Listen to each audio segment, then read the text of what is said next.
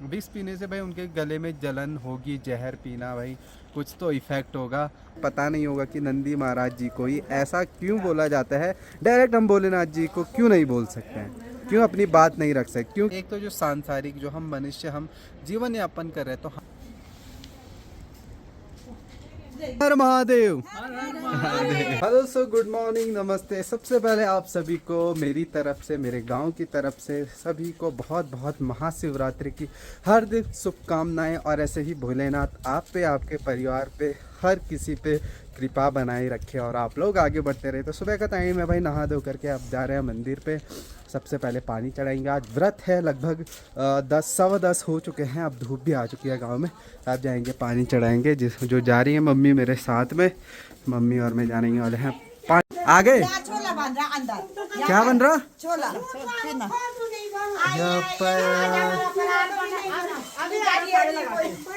वाह, देखो मारछुला भी बना दिया यहाँ पे, जो भोलेनाथ जी को बहुत पसंद है।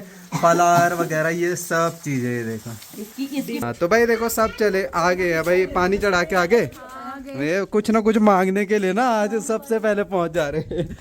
तो ये ऐसी होता है आज के दिन, कुछ मनोकामनाएं रहती है जो मांगनी होती है। और आज मैं आपको बताने वाला हूँ महाशिवरात्रि का महत्व बताने वाला हूँ, क्यों मनाते हैं, थोड़ा आध्यात्मिक तरीके से और सांसारिक तरीके से। और एक बात जो किसी को भी नहीं पता होगी, मतलब मोस्टली लोगों को नहीं पता कि यार हम नंदी महाराज जी के कान पे अपनी मनोकामना बोलते हैं, वो पूर्ण क्यों होती है, या वो बात भोलेनाथ जी के पास कैसे पहुंचती है, और क्यों नंदी जी एक उनका एक मीडियम है, माध्यम है, जो कि हम अपनी बात जो है भोलेनाथ जी को पहुंचाते हैं, वो भी बताएंगे। फिलहाल पहले पानी चढ़ा देते हैं, जल चढ़ा लेते हैं भोले।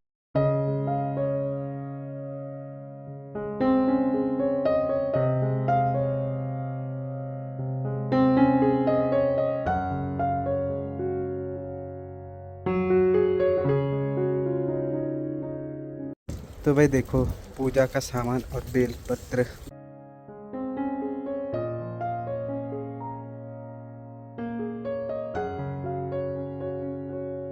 तो भाई अभी इस बार तो पहले हम जाते थे नदी पे, लास्ट ईयर वहाँ पे हमने शिवरात्रि मनाई थी, जहाँ पे पुराना मंदिर था।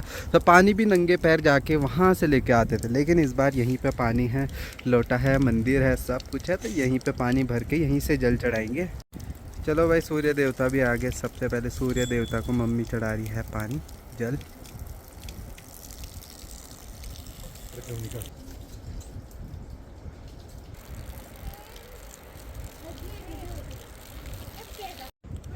ओ जी जल भी आ गया है, अब जल भरते हैं, जल चढ़ाते हैं भोलेनाथ जी को।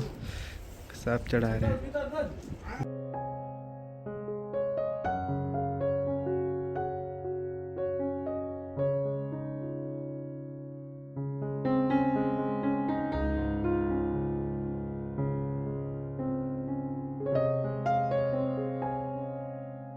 तो हो गई है भाई ऑलमोस्ट पूजा परिक्रमा सब कुछ कर दिए हैं। और अब बारी है नंदी महाराज जी के कान पे अपनी मनोकामना बोलने की।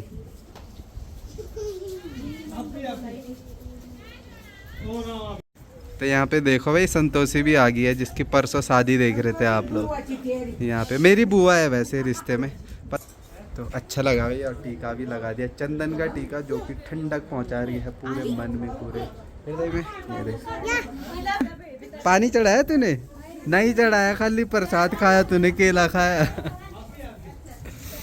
यहाँ से अपने भाई लोग भी आ रखे हैं पांडुकेश्वर से, सोमेश भाई को। देखो कुबेर भगवान में इतनी, मतलब उस टाइम कुबेर देवरा में बहुत सेवा करी आपने, बहुत कृपा है आप पे। कि कैसा आना हो आज? अरे भैया ऐसा दिव्य मंदिर बना है, और बहुत इच्छा भी थी कि यहाँ जाके देखो एक बार। हाँ। और बहुत अच्छा गांव ने बहुत अच्छे से मंदिर बनाया है। हाँ। और बहुत दिव्य शक्ति है। चलो यार बहुत बढ़िया। बाकी मिलते रहते हैं, पांडुकेश्वर गांव से ही है। बाकी चलो जल चढ़ा लिया है सभी ने। तूने चढ़ाया जल? और विश मांगी, मनोकामना मांगी नंदी जी से? क्या मनोकामना? अब वो मनोकामना बताई थोड़ी ना जाती है। तो बताई नहीं नंदी जी महाराज मैंने को? उनको बताई है ना। अच्छा। वो शिव जी को बताएंगे, आपको थोड़ी ना बताऊंगी मैं। मैं रीज़न बताता हूँ क्यों नंदी महाराज जी को हम अपनी बात रखते हैं, जो कि भोलेनाथ जी को पहुँचाते हैं। उसकी एक स्टोरी भी है, स्टोरी सुनाने का समय तो नहीं होगा, बाकी मैं रीज़न ज़रूर बता दूँगा।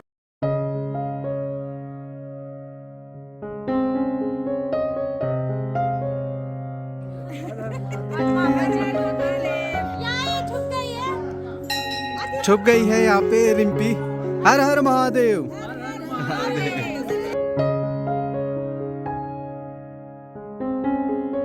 सदा शिव, जो शिव भगवान जी हैं वो सदा शिव के एक रूप हैं, एक तत्व है, एक एनर्जी है, जिनको हम मानते हैं और जल वगैरह चढ़ाते हैं। जो उनकी प्रतिमा है, जो आपने देखा होगा शिवलिंग, वो उनकी प्रतिमा है। क्योंकि अगर हमें ईश्वर पे और एक निराकार रूपी जो शक्ति है उस पे अगर ध्यान लगाना होता है तो संसार से सबसे पहले हमें उनकी प्रतिमा से जुड़ने का सौभाग्य मिलता है, तभी जाके हम निरंकार होते हैं। तो प्रतिमा, हर देवी देवता, हर जगह अगर आप पोस्टर, आप पिक्चर आप भगवान की देख रहे हो तो वो एक रूप होता है कि उसके उन पे ध्यान लगाने का, एक मेडिटेटिव और योग ध्यान अवस्था में। तो शिव जी को आध्यात्मिक रूप से तो योगी माना जाता है, आदि गुरु या आदि योगी जी उनको कहा जाता है। तो मैं थोड़ी सी जानकारी देना चाहता हूँ यार महाशिवरात्रि के बारे में, क्यों मनाते हैं, किस लिए मनाते हैं, क्या इसका पर्पस होता है, हर चीज़ जानेंगे। भगवान शिव को कई नामों से संबोधित करते हैं। शिव, भोले, शंकर, महाकाल, महादेव, महामृत्युंजय, जटाधारी, स्वयंभू, शिव के कई अनेकों नाम है। शिवलिंग का अर्थ चिन्ह से है। संस्कृत में लिंग का अर्थ जो है प्रतीक या चिन्ह होता है। शिवलिंग भगवान शिव का प्रतीक है।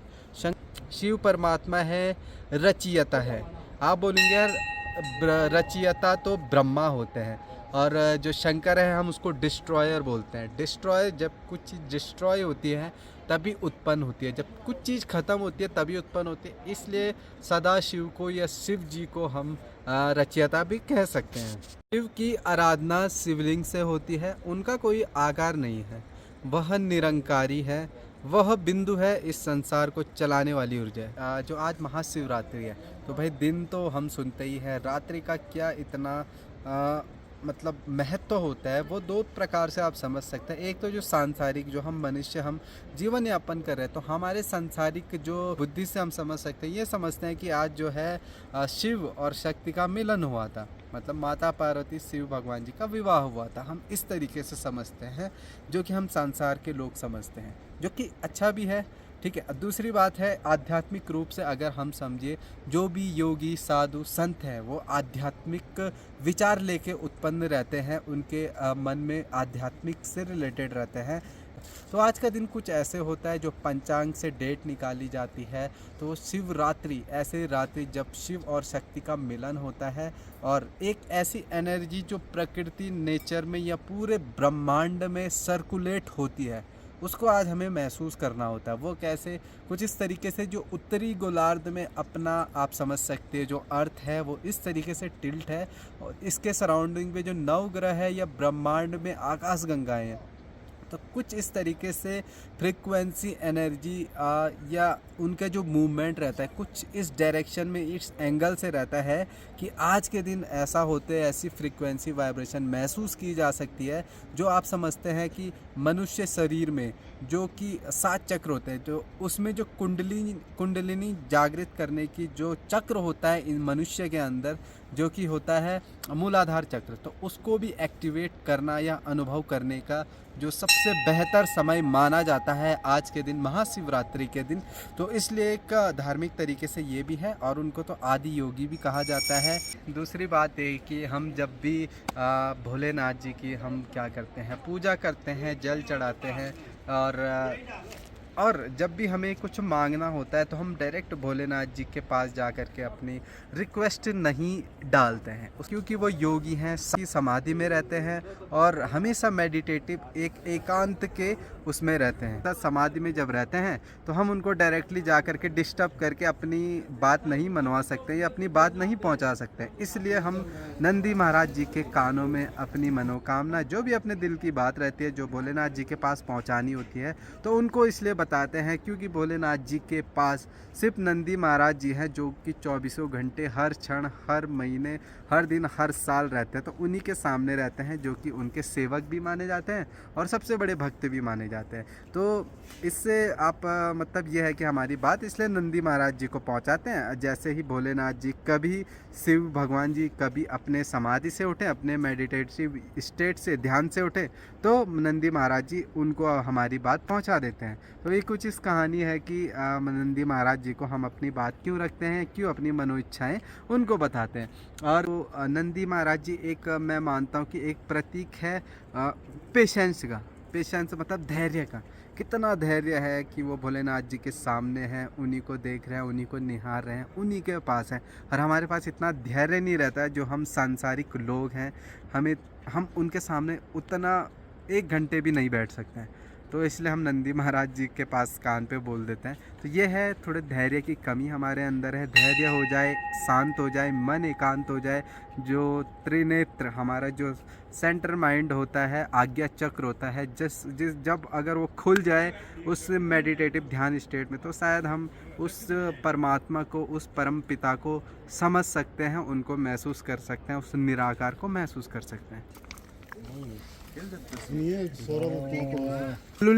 आलू अर्जुन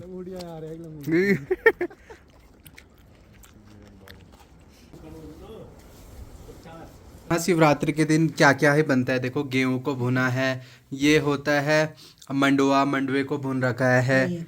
और ये किसकी रोटी है? चौलाई की। ये चौलाई की रोटी भी बनाई जाती है। और ये कद्दू की सब्जी। वोगव होता है। वोगव क्या कौन? वोगव रहता है, फल आहार होते हैं। तो भोलेनाथ जी को जो चढ़ाया जाता है वही हम आज के दिन खा सकते हैं, फल आहार। जैसे कि वो योगी है तो वो फल फ्रूट वगैरह ही खाते हैं, ऐसे नहीं खाते हैं। तो आज उनकी जब विवाह हो जाता है पार्वती जी से, शिव शक्ति, तब जा करके खाएंगे और अच्छा खाएं। भाई फल आहार में कुछ ये है, और ये है आलू के गुटके, ये है कद्दू की सब्जी, और ये है वोगव की रोटी। बाकी फल फ्रूट और ये सारे भून करके सब कुछ भोलेनाथ जी को चढ़ाया जाता है। फिर अब हम प्रसाद खा सकते हैं। तो यहाँ पे देखो, ये बिल्ली भी ऊपर बैठ गई है, पूरे बाउंड्री बना दी ना इसकी। तो जी कुछ ऐसा माहौल है। अब जाके मैंने जो है 1 सवा 1 बजे खाना खाया। तो भाई शाम के 6 बज चुके हैं, और कुछ देर जो है महिलाओं ने वहाँ पे मंदिर पे जा करके जो है भजन कीर्तन वगैरह किया। देखो अब सब लौट रहे हैं कल की प्रैक्टिस के लिए। कल शायद वुमेंस डे की जो है हल्का सा छोटा सा परफॉर्मेंस दिखाएंगे। तो भाई अभी ना मंदिर में कुछ देर पहले जो महिलाएं थी यहाँ पे भजन कीर्तन वगैरह उन्होंने सब किया। उस टाइम पे मैं घर पे था, क्योंकि यार सो गया था, क्योंकि दिन में खाना खाने के बाद एक साथ खाना खाओ ना बहुत सारा, तो उसके बाद नींद ही आती है। तो मैं भजन कीर्तन तो नहीं सुन पाया रात में, पता नहीं, क्योंकि ठंड भी है। ऐसे में अभी गई महिलाएं कल वुमेंस डे के लिए प्रैक्टिस करने के लिए, और फिर उसके लिए होता क्या कि वो थक जाते हैं, तो आराम से ऐसा कर सकते हैं कि वो क्या पता घर ही रहे, भजन कीर्तन तो कर दिया। बाकी अच्छा लगा भाई यहाँ पे, अगर स्पीकर लगा होता तो और मज़ा आता। लोगों को बताना चाहता हूँ, अपने जो युवा भाई बहन है, युवा जनरेशन है, तो वो बहुत कुछ देख करके, पढ़ करके, सिर्फ अपने मन से विचारों को बना करके कुछ अलग चीज़ समझते हैं। तो मैं ये बताना चाहता हूँ कि जो भगवान के प्रति, जो भोलेनाथ के प्रति या अनेकों देवी देवताओं के प्रति जो आपकी मन में जो बातें रहती है ना, वो कई हद तक गलत हो सकती है जब तक आप खुद प्यार से उसको रिसर्च ना करें।